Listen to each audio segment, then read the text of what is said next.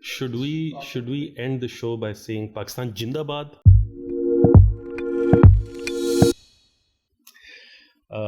Jamal, welcome. We're certainly living in interesting times right now. Nothing's more interesting than what's happened with India and Pakistan over the last few days. India has gone ahead and suspended the Indus Waters Treaty. We have this talk of war and an imminent attack within 24 to 36 hours. That deadline has gone. I think there are attempts by the international community to de-escalate. But there's a lot that's still unresolved, and I think there is a lot that Pakistan and India now need to really sit down and think about. Right? I wanted to go before we get into the legality, and I know you've talked about this elsewhere as well. On that under international law there is very little justification for what India has done, if any at all, and we'll get to that. But I want to discuss suspension of the Indus Waters Treaty, something that has stood the test of time. It stood wars. It's gone through all of that. And yet today there is a particular Indian mindset that has been after this as a low-hanging fruit, if you will, in their attempt.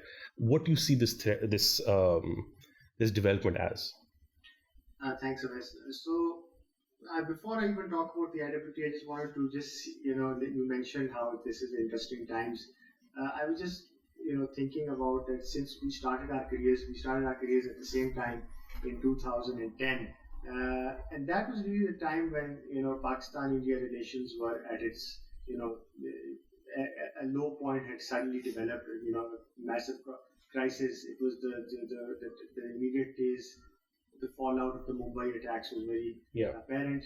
I believe Mumbai was 2008, right? So we went through, when we were going through our studies, there was the Aman Ka Aisha, and there was a lot of back channel talks, and we thought that we were on the cusp of resolving Kashmir. Then we had that era come in, and really Pakistan was on the back foot, right? I mean, we were diplomatically on the back foot, and when we started our careers, it was all about, in this space, having to justify dealing with our response to terrorism. And it was just one thing after the other, because Pakistan also at that stage started to experience massive terrorism itself. So we were dealing with a domestic crisis, and then there was just one thing after the other. There was Pathankot and Uri and then Pulwama.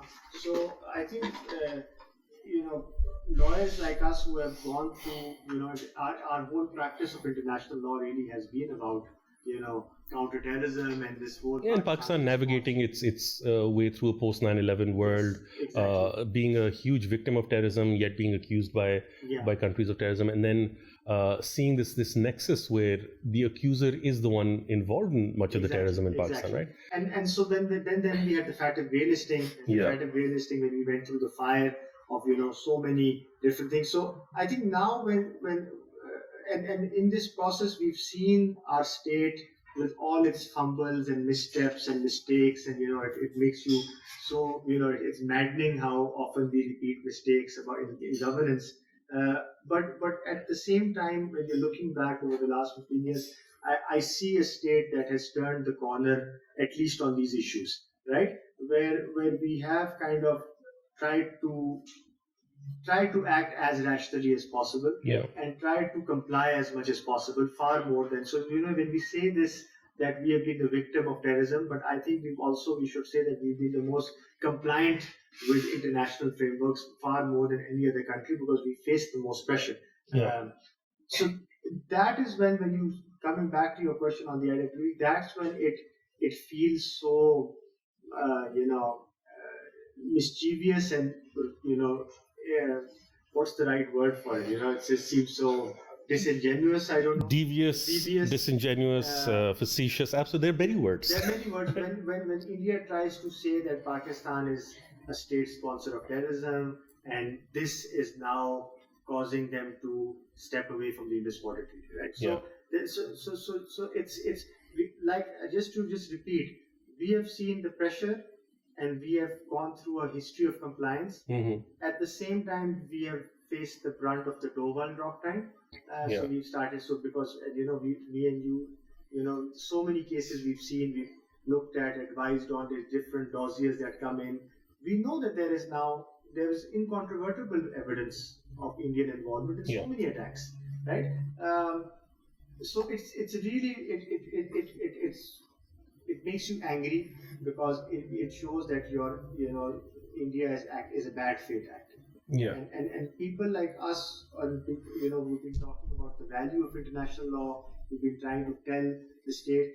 I feel that in Pakistan has been trying to be a good faith actor. Yeah, just on this point, when we say that India is not is acting in bad faith, we're not just pulling this out of. We've seen and this has been going on since Mumbai. Right? India is not interested in holding people accountable for that. India is interested in using Pakistan as a whipping boy so it can blame many of its internal problems, genuine terrorism that is taking place or genuine frustration amongst the people of India, whether it's in Kashmir or elsewhere, and using Pakistan as well. So you'll remember during Mumbai when they gave us all of this evidence, it was photocopies, which would not be admissible in their own courts. And they delayed the process, but during that delay, they kept on saying Pakistan's not doing anything. We couldn't do anything because the evidence you provided. And then they knew that because both our criminal procedure codes are the same. Is literally the same. Evidence is the same. Exactly. With minor changes, obviously. Exactly. So they fully understood what they were doing. They had no interest in the Lawfare trial and those. They just wanted to prolong this thing and use this as evidence against Pakistan again and again and again, even though we went out of our way to prosecute. On the inefficiencies of our criminal justice system. Mm-hmm. Because our criminal justice system is broken at the best of times. Yeah. Right? So it was at that time woefully unprepared to deal with an onslaught of international cooperation claims and I mean, the CRPC is simply not structured that way, right? For that, but I think this was also a valuable lesson that we learned. Right? This was the initial, salvo of lawfare that India started, and it taught us a lot of lessons, right? And in fact, many of the decisions that India has been successful in doing have come back to perhaps harm its own strategic goals. Look at FATF, right? India really pushed for Pakistan's grey listing. We were grey listed. This massive program was imposed on us, which I think was the toughest in the history of FATF. And it goes beyond really the basic principles of international law. It was so interventionist that it really hit at our sovereignty. Yeah, absolutely. But we still complied with it. It constrained our choices. It limited our sovereignty. But it proved to be a blessing in disguise because the same capacity that we built in those 3-4 years, right, is this capacity we're using now to detect Indian funding of terrorists in Pakistan. And that's why, and to also showcase an element of confidence, right? Pakistan is saying, let's do a joint investigation. Yeah. We're ready to cooperate. Now we know because we have mechanisms for mutual legal assistance. We know how to do financial intelligence. We have, robust mechanisms. There's interagency coordination. So we are now ready to cooperate and actually call their bluff, basically. Right. So, absolutely. So this is so now the point is that now this is one plan, and I think that what I was also mentioning somewhere else that India has been holding on to the script because it worked really well. Yeah. Pakistan being that state sponsor of terror. But in the meantime, as Pakistan became stronger and more robust in its internal responses, India started, they had that, this hawkish policy of, of going outside their territory, wherever they may be. And that, I think they've also got sloppy in the process. Yeah. And I think now that other countries felt this influence as the Canadians did, the Americans, and then there was also that spy network, I believe, that was caught in Qatar or something. Yeah. There was something Indian Navy related. Some issue with the Australians also that came about. UK has been pressuring them to cooperate on these things. Then there was the disinformation campaign that was another. Absolutely. So just step after step of either blatant violation of other countries' sovereignty. You know what I think it is? I think Ajit Doval fancies himself a James Bond type character. He looks in the mirror, pointing the gun and, really acting like India can do these things. I'm sorry. I mean, I hate to break it to the Indians, but you're not Mossad. You're not Israel. You don't have the impunity that Israel has. You are just another South Asian country. You're just like us. Yes, you have a well-performing economy. You're doing better, but you're not there yet. And you're not a superpower. So having said all of those things, seeing what Ajit Doval has been doing, and then if you couple that with the robust foreign policy that Jay Shankar has been trying to promote, you see a lot of things backfiring and blowing up in their face. Whether it was the strategy of trying to target Sikh separatists in the West, on foreign soil, or whether it was the regional policy with Bangladesh and propping up this violent gangster in Sheikh Hasina and her government. What we're seeing again and again is a policy that is failing and blowing up in their face, right? China ke saath relations अच्छे नहीं है. Bangladesh ke saath their eastern border is unsafe. Afghanistan mein, they were propping up the previous government for as much as they could. Billions of dollars spent there. It blew up in their face, and they didn't have a way to hedge that. What I'm also seeing now is that if you look at it, your foreign policy and your national security policy is to make you safer. Is India safer from 5 years ago? Absolutely not, right? To quote Imran Khan, but this clearly is something which I think they need to realize that this policy is also a failure. See, there was a lot of criticism in Pakistan, in that Pakistan's response aside, I have a lot of problems with our response. Absolutely, yeah. But what Indians tried to do on 5th August 2019, they said, let us unilaterally resolve this issue. Let us terminate the special status of Jammu and Kashmir, and then let us just say that there is no dispute anymore. Let us be very aggressive and hawkish so that the basic foundational argument that Kashmir is a disputed territory, which is what the UN Security Council say, which was international law says. Which international law says it's not a disputed territory. In fact, the only territory that's disputed is what Pakistan has. Give us back that territory, right?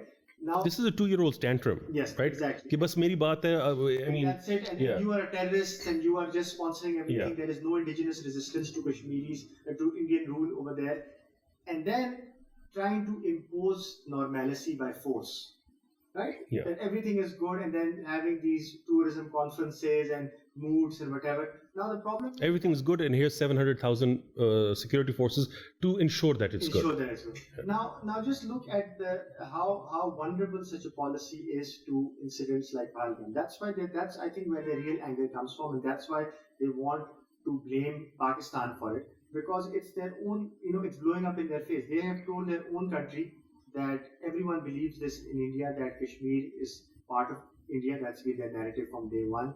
That this is completely, there's normalcy, there's economic development. After 5th August, everything had become, fine. Come vacation there, everything is good, and there's no issues whatsoever. There cannot even be the possibility of indigenous, resistance or anger at the years of curfew, at the changing demographics, the domicile laws that came into effect, where they're trying to change the very basis by which Kashmir joined. The Indian. The thousands of arrests, disappearances, extrajudicial killings, everything. Yeah. Everything, right? So this actually, is that not a failure in itself? That if their policy was so vulnerable that one attack now has not only thrown all of that into a flux, but their response has been to suspend the Indus Waters Treaty, and so now that whole area has become subject to an acute water crisis as well, right? So now this is an issue affecting the entire Indus Basin, and millions of people are now going to get affected. There are, so many implications on both sides of the LOC, right? On flooding and, disaster response and essential services and the infrastructure that would be required. Everything has gone into a flux. So now they have internationalized Kashmir far more than Pakistan could ever have done. Right? Absolutely. And now it's actually a very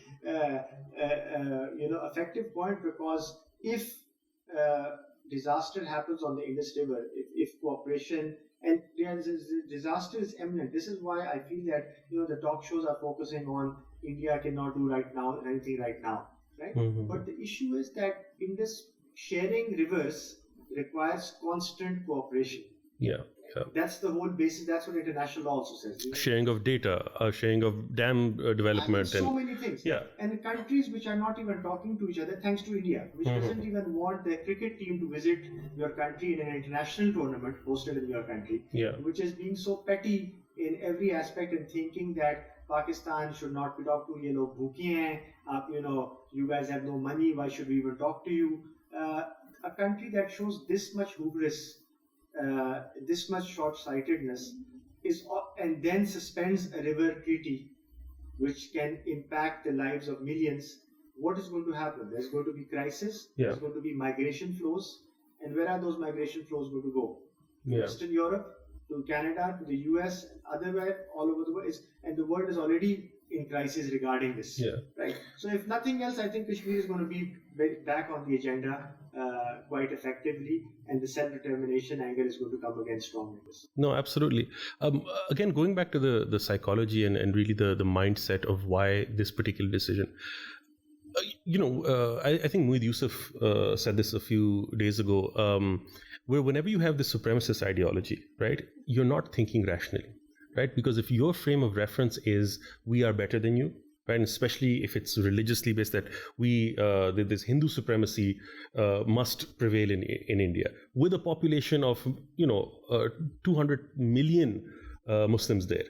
And then you find Pakistan, which is this perfect scapegoat for many of your ills, but also the perfect punching bag because it is a Muslim majority country. You have a traditional rivalry. So utilizing Pakistan as this punching bag, right, becomes just again and again the same irrational policy becomes reinforced. What I'm also seeing is the terrorism narrative. I don't think it's got that type of traction that it used to have. There is a big reason for that. Right, India undermined its credibility by the actions in Pakistan that it's been doing, whether it's assassinations, supporting BLA, Jafar Express, all of those things, and Pakistan being able to make that link between. It's not dossiers anymore. These are criminal investigations. Look at Johor Town blast, right? And if you haven't read that, I would highly recommend our viewers to go and see the press conference on that, how the handlers operated, how that entire thing go, and how Pakistan uncovered that. The other thing is, the thing that really damaged them was Canada and the US and Five Eyes and everybody saying that, there's no getting out of this. You can try to argue your way out, but there's clear evidence of you being involved. So India being, had this moral high ground where the victim of terrorism, nobody's buying that anymore. And that really undermines the entire. So they need to go back, and they have wonderful script writers in Bollywood, to go back and rewrite this narrative that they have on accusing Pakistan of terrorism, engage with us in a different way. Right? You want to just be more creative, honestly. We're kind of bored with the same narrative in Pakistan. So I think is something that needs to be addressed. And you see, the thing is that, again, I look at Pakistan's perspectives. Pakistan is so many problems we have, and, we're angry at so many things that are happening in our country. But we're a very, one of I think the positive side to that is that we've become a very self-critical nation. We're ready to call out the things, the BS that is spun by our own government, or whatever. Generally our people have become much more prone to questioning state narratives and what is happening. And as a result, even though we're going through this period of flux and transition as this younger population rises in this big country, it's still a far better place to be, even if we've got economic challenges, even if we are got all of these insecurities, than being a strong, powerful country which is that is divided on hatred. Yeah, right? Yeah. Which is so hysterical. And state-sponsored. State-sponsored, state-fueled, and 800 million or 1 billion people being this angry, being this blind to obvious falsehoods, is something which is very dangerous, because this is what you can be the most powerful country in the world, but internally your cohesion will be very weak. When we saw this in our country, when we saw radicalization take place, how much has that damaged us? But the effects came 20 years later, right? And the Indians have been in this project for the past 10 years.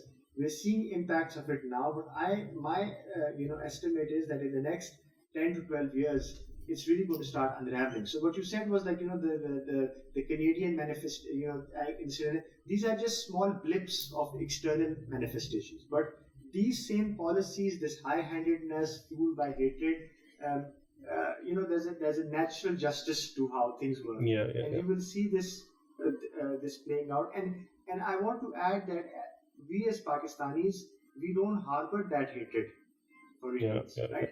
We don't harbor that. In fact, a lot of people, I've been, researching on Kashmir, working, talking to people across the country for the past so many years now. we don't have that inbuilt sense of everything India does is bad. Yeah, In fact, a lot of people in our country want to engage with the Indians. They want to see their perspectives, and it's, the challenges are regional. The upcoming things like climate change and these things are not going to distinguish on the basis of your passport. Yeah. So cooperation has to be the basis, but when you create this much hatred, then you've locked yourself out. Absolutely, but I think this, this short-termism is a hallmark of this BJP government, especially their foreign policy. Whether it's in Bangladesh, where they propped up Sheikh Hasina's government, and the long-term implications of that were that the people developed this genuine hatred for India. And right now, India has a very difficult time with Bangladesh, whether it's diplomacy or whatever, those issues. India has done more for Pakistan-Bangladesh relations than we could ever have done, right? That's one thing. The other policies that you see, whether it was getting Pakistan grey listed, that has turned out to become one of the strongest things for Pakistan. It's been a blessing in disguise. Whether it is dealing with other issues, and especially this terrorism issue, right? It's built on short-termism and their internal policies, where they are deliberately targeting and maligning the Muslim community there, alienating this force that could be used to really help them in their cause. And secondly, which I find to be one of the most foolish strategies, is trying to isolate Pakistan and in the process damaging yourself, right? Painting yourself as such an irrational, uncooperative, difficult, arrogant actor that people really see through a lot of your things. So you're losing credibility in that. So that, I think, is a number of the issues that India is really facing right now, and needs course correction for, honestly, the people of South Asia. We're talking about well over 1.5, 1.6 billion people, which are affected by these short-term strategies. I, as somebody who's lived in Pakistan, who understands the policy, I believe it is a national imperative that we have peace with India, right? There is no other way. But we can't do it on the terms that they're proposing. And there's such short-termism in their policy. A couple of years ago, 5-6 years ago, starting from 5-6 years ago, there was this sustained, the stars had aligned when everyone in Pakistan was genuinely trying to seek approachment with India to move ahead. Across the divides, there was that moment where we were looking for engagement, where we were, and all of India's familiar complaints with Pakistan at that point were not holding muster. They were not applying. But what you had instead was the Indians dealing with you with arrogance, with hubris, and as a result, and actually pinning you further down and getting more involved in things that actively undermine you. And so that then becomes very difficult, because then the thinking hardens on both sides, right? And the thinking is that then India only responds to a firm hand. Get firm and let's double down, and find that works well. Sometimes it will in immediate crisis like this, for example, it can make sense as well. But ultimately, like you said, South Asia suffers, right? Because if both sides are going to be hard, and India, I've always been saying this, that if it aspires to be a global leader, right? It aspires to be a superpower, a member of the Security Council, permanent member. You have to act responsibly then. You have to act maturely. You have to think long term.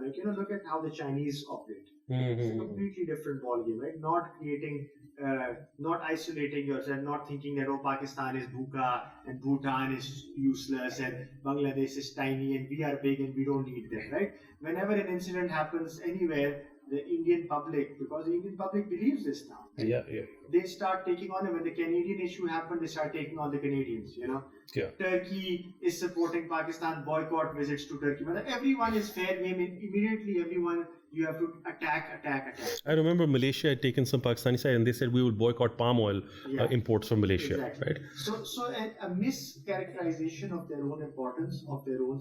No one is saying India is not important. No one is saying, but you're not that powerful and you're not that important. And even if you were, take lessons from countries like China and even the United States, for that matter, the previous United States, we grew up seeing in the 80s and 90s, which used to stand for values. You can't be an erratic, irresponsible, muscling your way through superpower. It simply doesn't work. That's why this is the line of argument where Pakistan, I feel, if it has to be firm with India, this kind of India, this is where you hit them. Absolutely. Whether it is on water or terrorism or trade or whatever, but this is where you highlight these issues.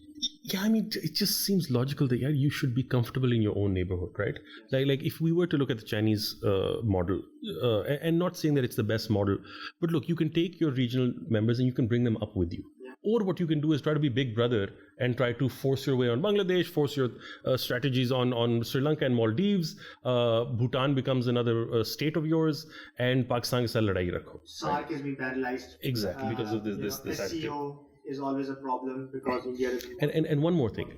We noticed a significant change in Pakistan's policy with regards to, say, for supporting freedom fighters in Indian-occupied Kashmir. Right, Pakistan withdrew its support. We saw this. There were no attacks for the longest time. Right, no spectacular attacks like they claim. If you genuinely want to suppress terrorism and you want to, so you're supposed to reward this, right? Instead, what we got from India during this phase, we did everything that was required, right? We through durable and verifiable means, Pakistan there was no more support for any freedom fighters there. And yet all you saw from India was more arrogance. And so what that does is it really undermines their narrative that we want Pakistan to end terrorism. When you ended terrorism, or whatever you want to call that, right? One man's freedom fighter, another man's... when we did that, you didn't reciprocate and you didn't respond. All we saw were more attacks within Pakistan. And that became, I think, a huge strategy. I think this point I want to add to, because this, we need to be very clear in our nomenclature moving forward as well. You see, what Pakistan was like, what they say that, there was support to freedom fighters. That support to freedom fighters, why was it there? Mm-hmm. Because the international law before 9/11 allowed for that to happen, right? You had when the Soviets... And I'd argue still does, but there's a more contention now. So when the Soviets had invaded Afghanistan, you had the American Journal of International Law, senior established academics like Michael Reisman and others writing that the Mujahideen, this is a war of national liberation. Yeah. In this war of national liberation, the Mujahideen are entitled to armed struggle, and third parties are under an obligation to provide, third countries are under obligation to provide support to the Mujahideen, and the Soviet Union... Including armed support. Yes. Right. And the Soviet government, supported government in Kabul, now the Soviet Union is entitled to characterize this support as unlawful. Okay, wow. Then you had UN General Assembly resolutions up until 1993 that used to every year endorse the right of armed struggle in pursuit of self-determination. And then the language changed to resistance by any means. And then the resistance by any means, right? So if Pakistan was providing support to these groups over there, it was based on this international framework. Now 9/11 happened. The frameworks took time. 13731 to say non-intervention became very strictly applied. They started being used as self-determination terrorism. It took a while for us to understand those statements, right? This was a misstep. That comes down to lack of capacity generally in international law and institutions. But now that is what is different. Now the issue is that if in today's situation in IIOJK, what happened in Pahalgam, you and I both know there's no justification. Absolutely. Loss of civilian lives. Targeting civilians can never be justified. It's never justified. It would constitute terrorism. And we condemn it. We condemn it completely. But the issue is that if this cycle of now Indian repression, there's the 600,000 or 700,000 armies now going to do further, atrocities, and there's going to be clampdowns, and that indigenous fighters in Kashmir who have been there from the very beginning, right? From the very beginning, but at least those indigenous fighters, if tomorrow they target Indian security forces in occupied Kashmir, then that does not constitute under the laws of occupation an act of terrorism, right? Then that would be an act of fighting for an occupation, alien control, and national liberation in that sense. Exactly, legitimate resistance. Absolutely. Legitimate resistance, and this is something which is developing now. This was always there, but because the Israelis have also worn out and completely, it's now, Gaza is that test case where the Israeli terrorism argument is completely falling apart. Yeah. Right? It was all Hamas, but then let's bomb children and hospitals and completely glorified. So this, the right of resistance is developing much more strongly. There have been tailwinds. The Chinese and the Russians have also indicated. The Chinese definitely have indicated some support for it. The global South, there is support for this. These are narratives which the Kashmiris have to develop, and Pakistan has to have this confidence where we can distinguish between terrorism and legitimate resistance. Absolutely. These are things which are narratives which we have to push forward because, and also another point, a final point on this is counterterrorism frameworks have applied, with such vengeance after 9/11. Yeah. If you are in violation of 1373, 1267, the heavens will fall. Right? You will be ostracized, you will come under AML-CFT frameworks, but you can completely obliterate the law of humanitarian law, which is 200 years old. And human rights law, And human rights law, which was the whole basis of the post-World War order. And so the lopsided impact, and now we've seen with Indus Water, but its impact on water law and environmental law and other things. Because they've used the same justification, which has eroded everything else. Why not erode water CT frameworks rights? have become too lopsided. Yeah. Their disproportionate impact on other areas of international law is something which now needs to be questioned. And Pakistan is not just been a victim of terrorism, we've also been a victim of lawfare on terrorism. Absolutely. So this, we, having come out of the grey list and having gone through the fire, we now need to make these new narratives. And in this, I think the Global South, G77 countries and others have to play a strong role. John, last point that I want to discuss was really how Pakistanis are appreciating or reacting to this. I think there's been a traditional Pakistani wo jo hai to react to catastrophic situations or potential bad situations with a lot of humor, and we won the meme game, right? We won the World Cup in that, in fact.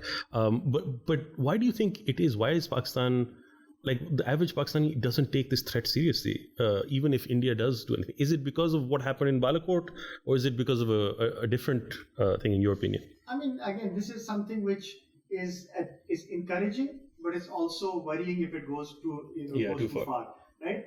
Encouraging in the sense that we still can see, you can see the truth as truth, and you can distinguish falsehood from truth to a greater degree. And this is what I worry about the Indian public. I mean, again, I'm in no position to comment because there's such a barrier that has gone up between India and Pakistan that we don't even have friends on the other side. We're not talking to each other. So the Iron Curtain. And thanks to India for that, right? So because Hania Meer's Instagram account has been blocked. YouTube's has been blocked. You can't see videos there. So they're in their own bubble of hatred, and this is kind of, and we are not.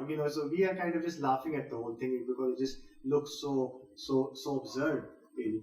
But the worrying part of that is that if you want to be, because India clearly has hegemonic designs, and you have that Akhand Bharat, and these issues, if in the coming years, in the coming months and years, Pakistan needs a whole of nation response to these issues. If we want to punch above our weight, if we want to push back effectively on all of these issues, water and terrorism, it requires a unified state response, and that ultimately political governments only do things which are politically viable and important and sexy in a sense. So the public also needs to know that it needs, what really upset me was that Jafar Express incident took place. So many people were killed. It was such a big attack, and it didn't really affect our national psyche at all, right? But Jamal, I just think we've gone through so much. We've gone through APS. We've gone through a decade and a half, 2 decades of. We just don't have we're not sensitive anymore to this desensitization, and it's not because we're. It's just because it's too much for human psyche to grasp, really. Right, this level of violence that we faced, and that's changed us as a people as well. In this point, I want to add that there's a lot of stuff we've talked in this podcast about India, but there's a lot. If we have to be true to ourselves, we also have to look inwards. Absolutely, 100%. And in that, if you want to speak the truth, the reason why also in terrorism the national psyche has been affected not just by the pain of it is because we haven't received catharsis for this pain. Our approaches have been so operation led, that people don't really know. It's so murky. Who did the attack? What happened to him? Who were the perpetrators?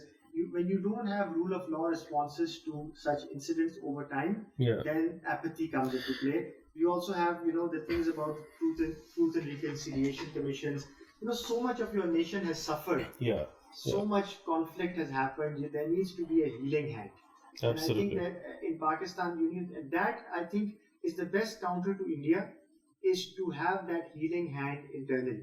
Whether it is Balochistan, whether it is GB, whether it is AJK, KP, Ex-Fata, South Punjab, Karachi, all of these places, our nation requires a healing touch.